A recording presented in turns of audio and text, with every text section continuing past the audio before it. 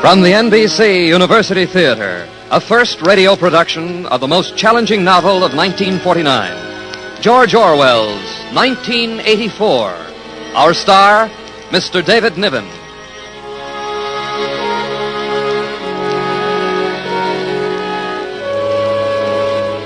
Herewith, a disturbing broadcast.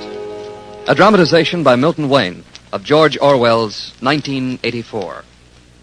In his current and very widely discussed novel, Mr. Orwell has projected the totalitarian techniques abroad in the world today to their terrible extreme. The plight of the individual in this world we leave you to assess for yourselves as you listen to the story of Mr. Winston Smith, portrayed today by the internationally known British actor David Niven. At intermission, we will bring you a commentary on Mr. Orwell's writing by another distinguished author, Mr. James Hilton. Here, then, is David Niven in George Orwell's 1984.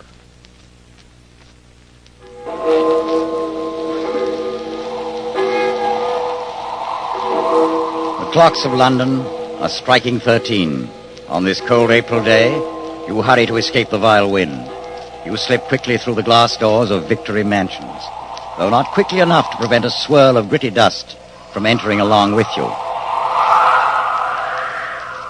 The hallway smells of boiled cabbage and old rag mats. At one end of it, an enormous colored poster with a man's face more than 3 feet wide. The face, a ruggedly handsome 45 with a heavy black mustache. Big Brother is watching you. What's that?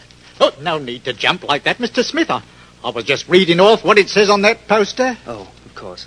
It's 7 flights up to your flat. It's slow going for you, Winston Smith. Frail and underweight and 39 and tormented by a varicose ulcer above your right ankle. You have to rest several times on the way. On each landing, the poster with the enormous face looks down on you, and the eyes follow you. Big Brother is watching you. Everywhere, from every wall, from every building. Big Brother is watching you.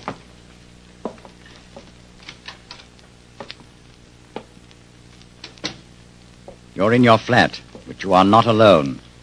You are never alone. Thus, the total production of pig iron is 58,328,912 tons. The voice comes from an oblong metal plaque like a dulled mirror which forms part of the surface of the right-hand wall.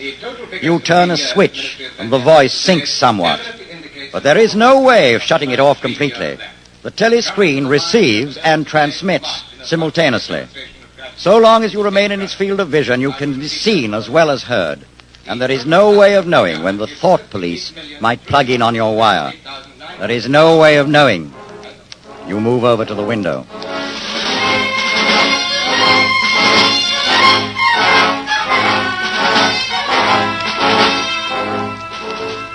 War is peace.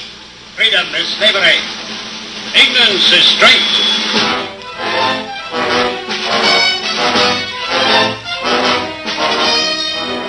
You stand at your window and you look down. You think with a vague distaste. This is London. This, the chief city of Airstrip 1, the third most populous of the provinces of Oceania. Was it always like this? Always these rotting houses, their windows patched with cardboard, their roofs with corrugated iron, their crazy garden walls sagging in all directions? Was it always? When I was a child? But I can't remember.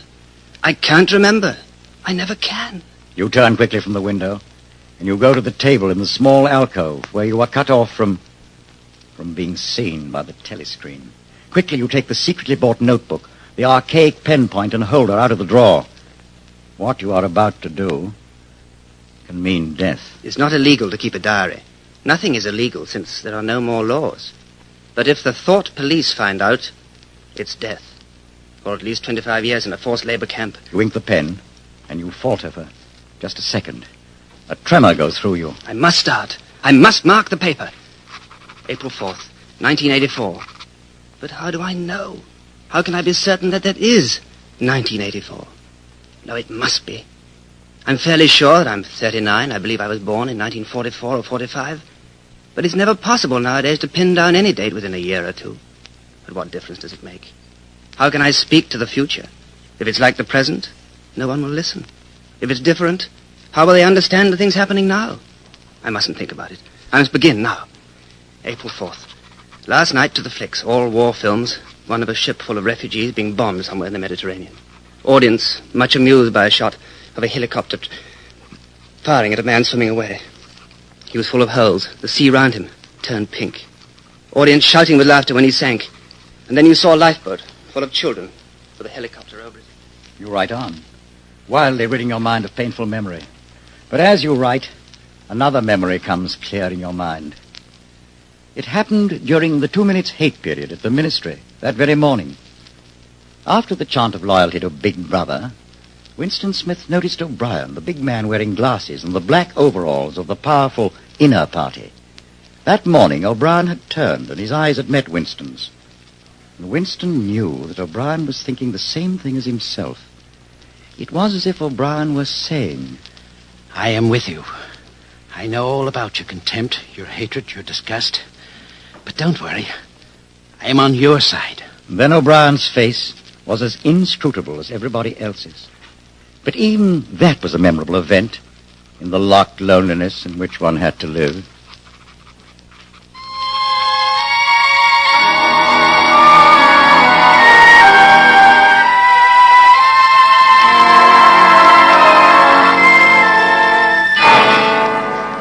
Down with Big Brother. Down with Big Brother. Down with Big Brother.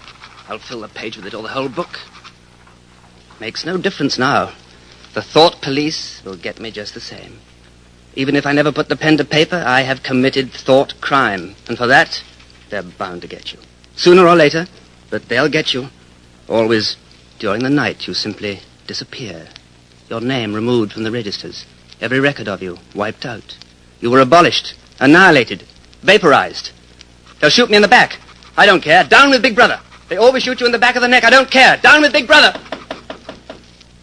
Already? You sit still. Maybe they'll go away. The worst thing would be to delay. You get up and you move heavily toward the door. Oh, comrade, do you think you could come across and have a look at our kitchen sink?